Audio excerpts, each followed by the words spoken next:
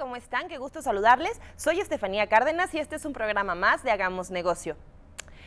Cuando nos ponemos a pensar en las grandes empresas internacionales, empresas que se encuentran en muchos países y que son grandes conglomerados en cada una de las industrias en las que se desenvuelven, seguramente pensamos que quienes están a la cabeza son, cuando menos, connacionales de la marca de la que podríamos estar hablando.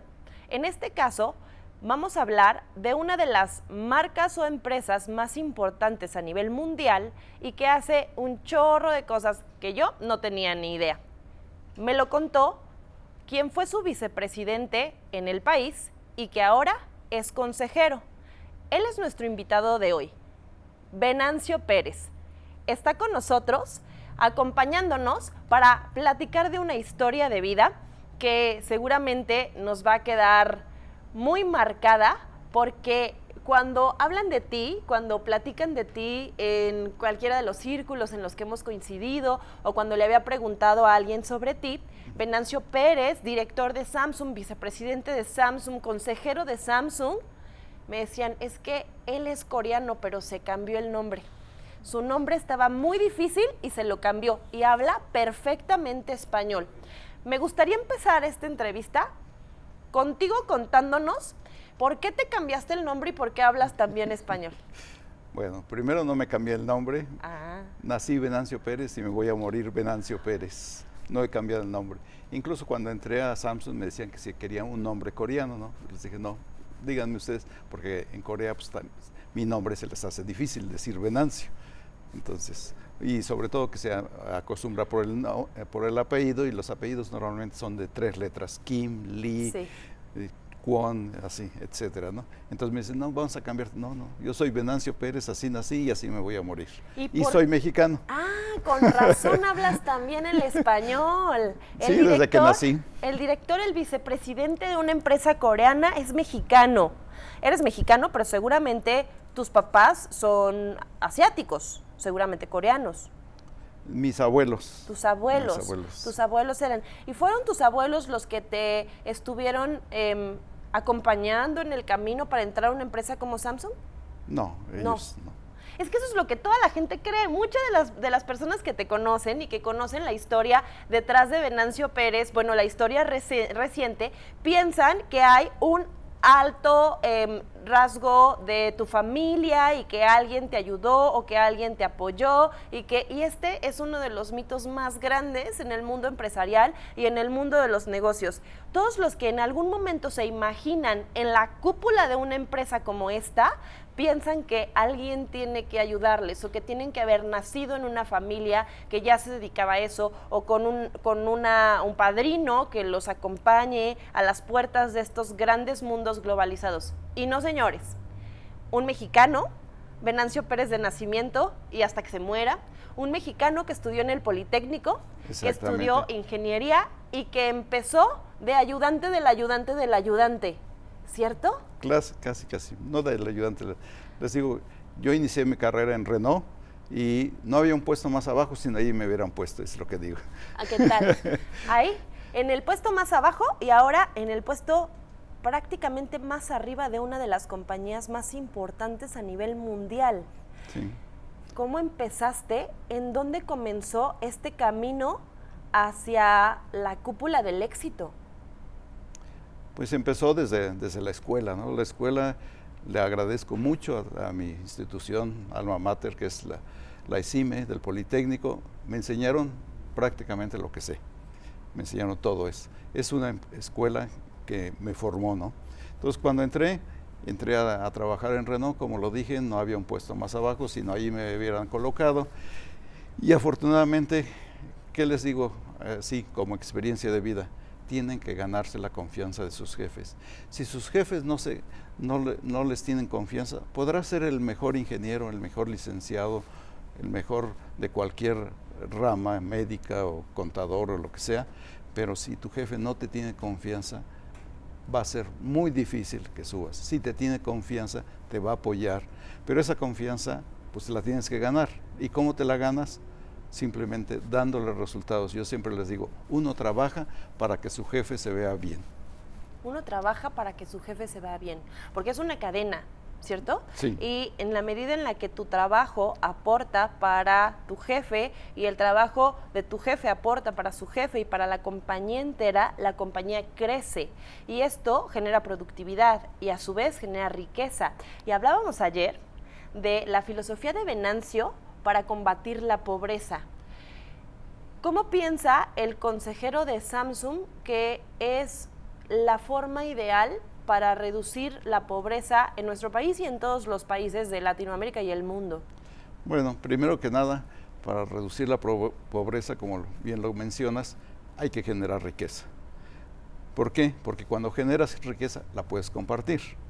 Y al compartir la riqueza, entonces haces que generes empleos, que generes trabajo, y de esa manera generas oportunidades para otras muchas personas.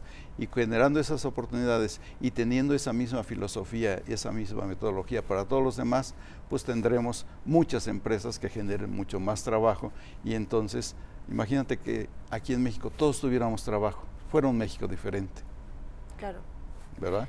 ¿Cuántos trabajos, hablando de este tema de la generación de empleos, tiene Samsung en nuestra región?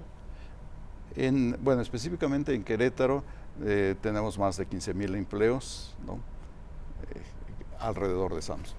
15,000 empleos en nuestra región que un conglomerado como este está dando, está generando, está apoyando para justo esto, generar riqueza y una distribución de la riqueza mucho más equitativa y con una productividad impresionante.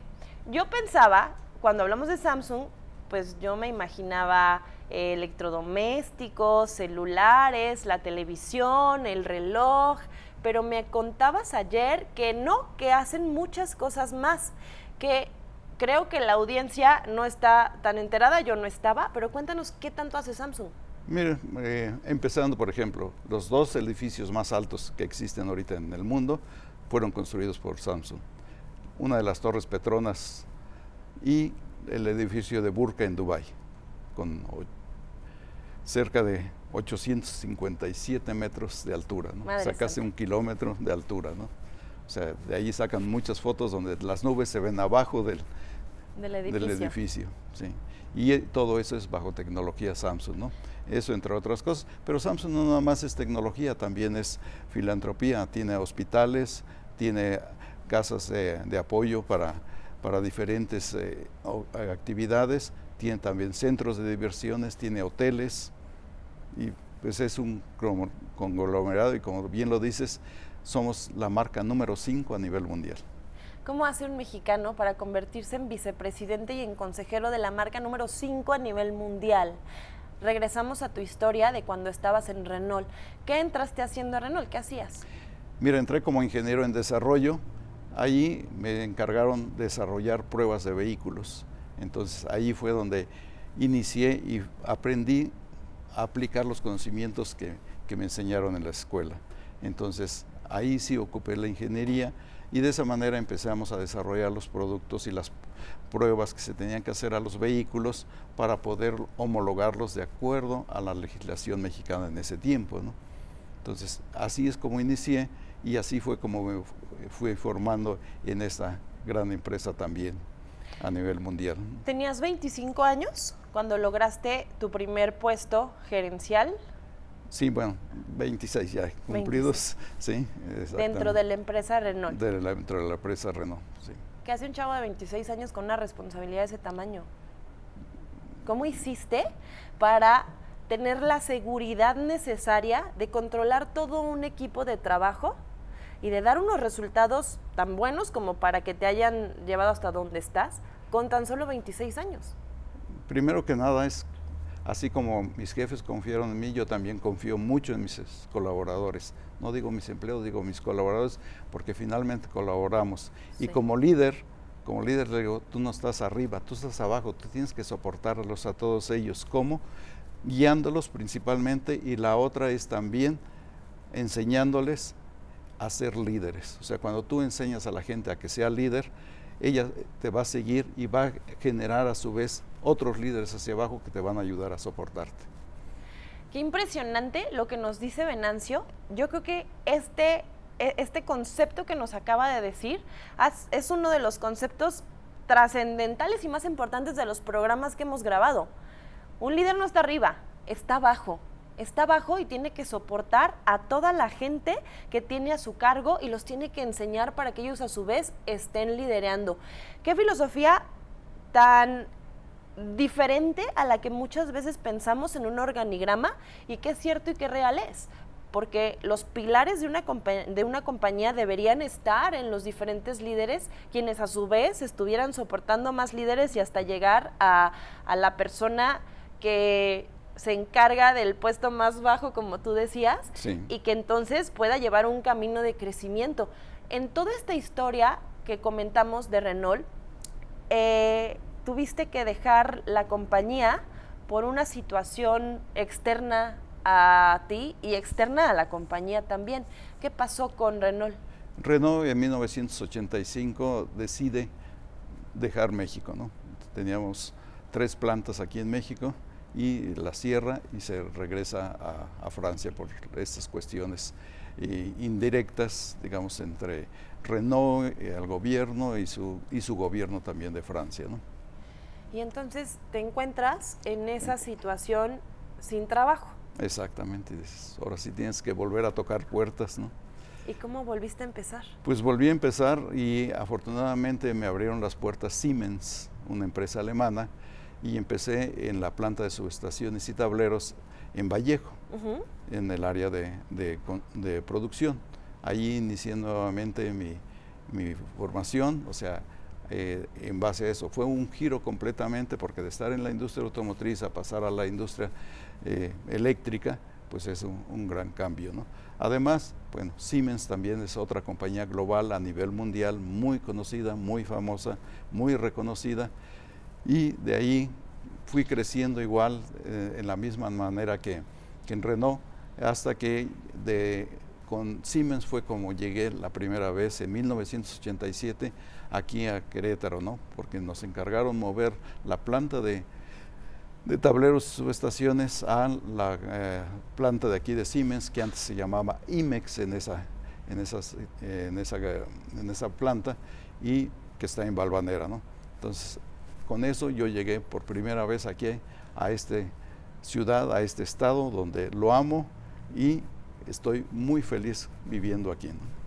Y vamos a hablar de por qué hoy en día Samsung decide invertir en este estado, invertir en serio. Y vamos a hablar de todas las plantas que tienen ustedes como Samsung en Querétaro y qué es lo que hace que cada día Venancio Pérez siga apostando por Querétaro y siga decidiendo que sea aquí donde se sigan creando empleos. Pero vamos a hablar de todo esto después del corte. Vamos a un corte comercial y regresamos, no se vayan.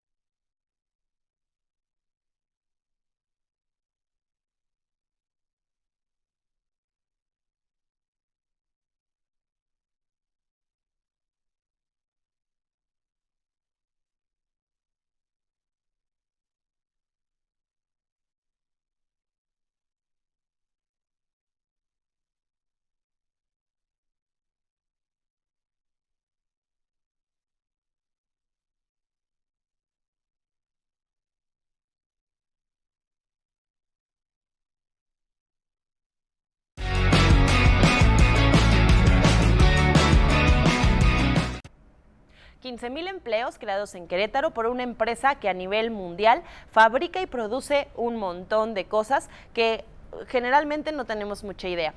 Si hablamos de Samsung, entendemos que hace celulares, televisiones, tabletas electrónicas, pero también ha hecho los edificios más grandes del mundo, barcos, hospitales y muchas otras cosas más. Hoy estamos con el consejero de Samsung, quien fue también vicepresidente de la compañía y director de la empresa que hoy estamos mencionando, y hablábamos de lo mucho que te gusta Querétaro y de los planes que la compañía tiene para el estado. Yo he visto que Samsung ha apostado por el estado, que ha invertido muchísimo dinero en nuestra ciudad y nuestro estado, pero quiero saber por qué. Bueno, principalmente, como dije, por la certidumbre jurídica. O sea, una empresa a nivel global, mundial, puede poner la planta en cualquier parte del mundo. O sea, eso no es problema ponerlo, ¿no? O sea, comprar un terreno y mandar maquinaria es muy sencillo, les digo, es lo más sencillo en este aspecto desde un punto de vista de una empresa global, pero tienen que buscar certidumbre jurídica. Y segundo, que haya los medios para que pueda desarrollarse. Y el primer medio que necesita para desarrollarse una empresa es el factor humano. Aquí en Querétaro existe el factor humano calificado, adecuado para fomentar y producir productos de buena calidad. Por eso Samsung apuesta por Querétaro. Qué interesante. Tenemos certidumbre jurídica. ¿Quién lo hubiera pensado que un concepto que al parecer tendría que ser general y obligatorio de cualquier entidad federativa de nuestro país o de cualquier país de Latinoamérica sea el diferencial para que una empresa como ustedes venga y apueste por nuestro estado? Y la segunda, el capital humano. Sí, Querétaro, sin lugar a dudas, tiene gente muy trabajadora y muy comprometida, y qué bueno que Samsung esté viendo eso y que sea lo que le llama la atención para seguir siendo semillero de grandes carreras, como la tuya. Y regresando a lo que platicábamos, tú estabas en Siemens, una empresa alemana, ¿y qué pasó después? ¿Cómo llegaste entonces a otra empresa antes de Samsung y a otro país? Bueno, estando en Siemens, también me mandaron a capacitar a lo que es interruptores de alta potencia, como te comenté, es interruptores de hexafluoruro de azufre para de más de 110,000 kilovolts de interrupción, ¿no? Entonces tuve que estar en la planta de Berlín, en Alemania, pues capacitándome para poder fabricar estos interruptores aquí en esta planta de Valvanera, ¿no?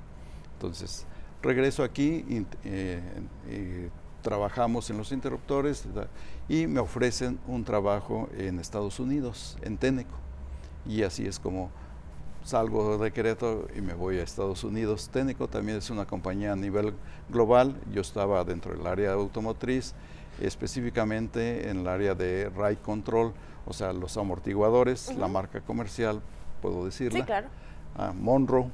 Entonces, lo siento, patrón.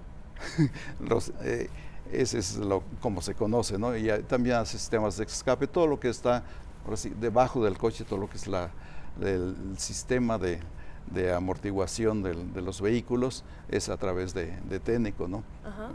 Entonces ahí es como inicié nuevamente este cambio en Estados Unidos, en la planta de Harwell, Georgia, y después de un año de estar allá, la empresa decide poner una planta aquí en Querétaro, aquí en México, en el Bajío. Pues no decidió en el Bajío, yo decidí junto con mi jefe ponerla aquí en el Bajío, y en este caso fue en Celaya, ¿no? Entonces ahí está la planta de Monroe en Celaya, ¿no? Y de ahí, bueno, pasa de gerente de operaciones a director de la planta. Después también fui director de la planta de Querétaro aquí de Walker, y luego director de la planta de Walker en Puebla, ¿no? Para los sistemas de escape de Volkswagen. Regreso a Estados Unidos y ahí es cuando me contacta un headhunter para empezar mi carrera nuevamente en Samsung. ¿Y en Samsung qué puestos has ocupado? En Samsung, bueno, entré como vicepresidente local. Sí. Después de pues casi 8 años fui promovido a vicepresidente ejecutivo. Y lo digo con mucho orgullo, ¿por qué? Porque hasta ahorita soy el único vicepresidente ejecutivo no coreano. Soy mexicano, acuérdate. ¿Qué tal?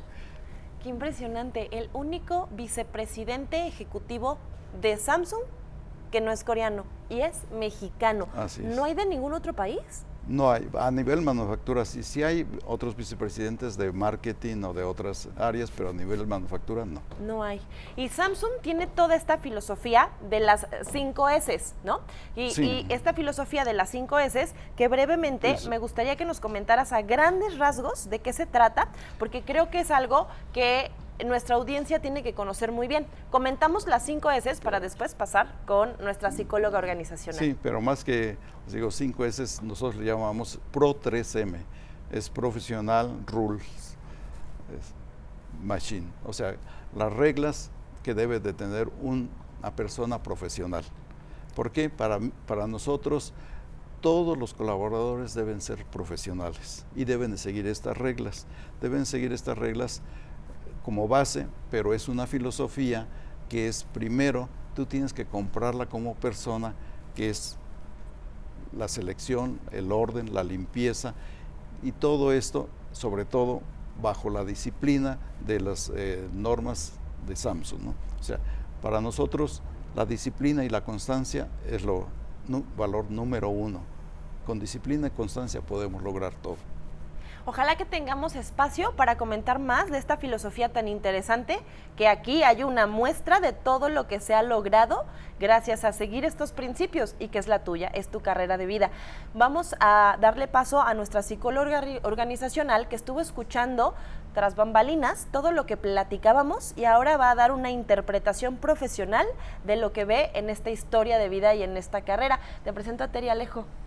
¿Cómo están? Bienvenidos. Venancio, de verdad qué increíble porque estás poniendo en alto no solo el nombre de México, sino el nombre del Instituto Politécnico Nacional, siendo un digno representante con un enorme crecimiento. Yo al estarte escuchando me llamó muchísimo la atención, por ejemplo, que nos has estado platicando de la importancia de ganarse a nuestros jefes, también de la importancia de que para poder combatir la pobreza, pues tenemos que generar mayor riqueza, pero sobre todo este concepto de que el líder no es aquella persona que está por arriba de las personas, sino es aquella que está abajo, que está soportando y que está ayudando a todo su equipo a crecer.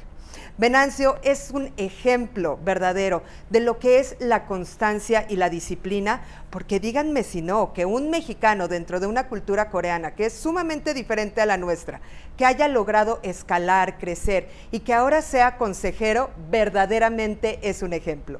Yo les quiero recomendar un libro, además de todas estas vivencias maravillosas que Venancio nos está recomendando, que se llama El líder de alto potencial, donde vemos un programa de 10 pasos donde podemos aplicarlo precisamente en nuestras propias vidas, hablando de temas precisamente como constancia, como disciplina, como flexibilidad y adaptación al cambio, pero también como un profundo autoconocimiento para que cada uno de nosotros se pueda convertir en la mejor versión del liderazgo que tenemos. Y Venancio, muchas gracias por estar aquí con nosotros y fíjate que ya tenemos varias preguntas de nuestra audiencia.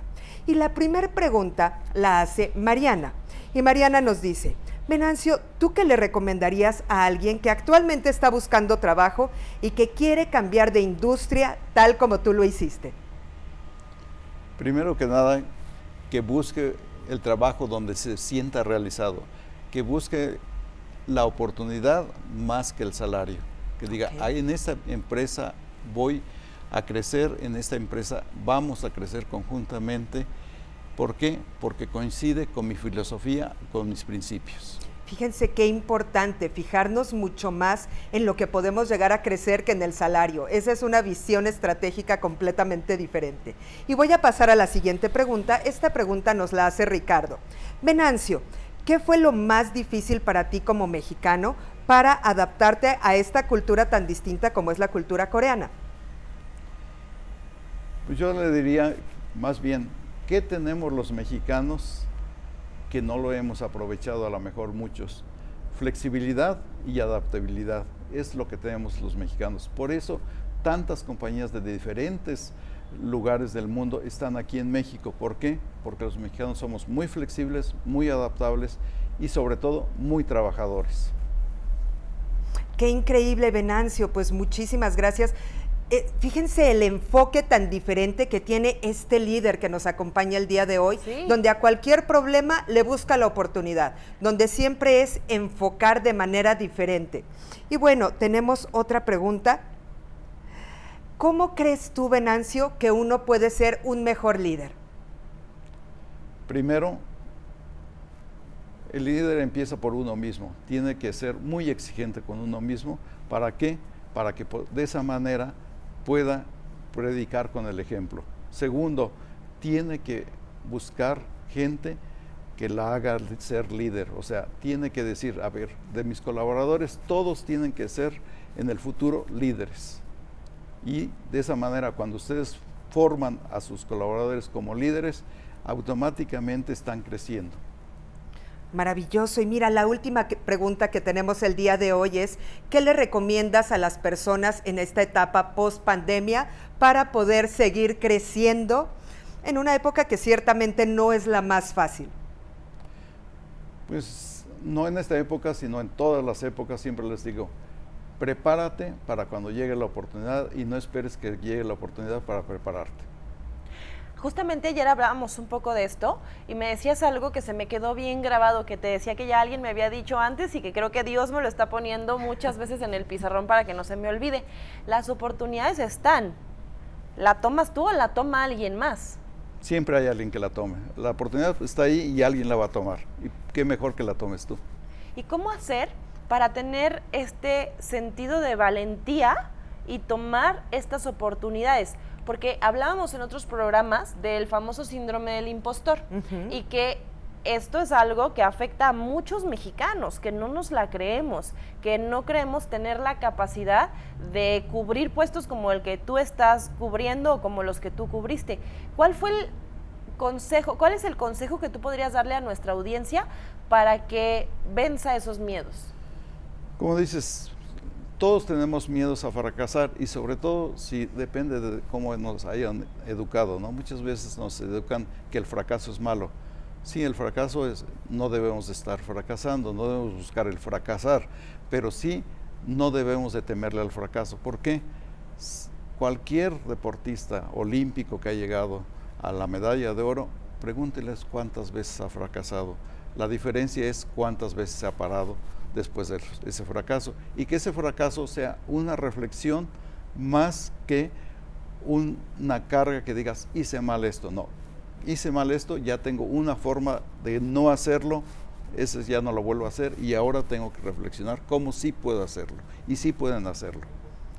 Ver el fracaso como una herramienta de aprendizaje, como la forma más adecuada en la adversidad para aprender cómo no hacer las cosas y para entender qué ventajas y qué valores tenemos como personas y cómo salimos adelante de los fracasos. Venancio, yo creo que para muchas personas en Querétaro y ahora para muchas personas en todo México, eres un ejemplo y alguien que merece admiración. Un camino recorrido de más de 40 años en la industria, con tantas empresas, con tantas historias tan impresionantes de corporativos mundiales y un mexicano poniendo en alto el nombre de nuestro país. Quiero agradecerte por pensar en Querétaro, por seguir pensando en nuestro estado para atraer inversión y por la lucha constante que haces todos los días para que tengamos una ciudad, un estado y un país mucho mejor. Qué bueno que eres mexicano y qué bueno que como mexicano nos estás ayudando a salir adelante. Muchas gracias por acompañarnos. No, al contrario, gracias a ustedes que me permiten compartir estas experiencias y ojalá les sirvan a toda la audiencia que ustedes tienen. Muchas gracias. Seguro que sí, y esperamos tenerte pronto. Muchas gracias a ustedes y los esperamos también el próximo jueves.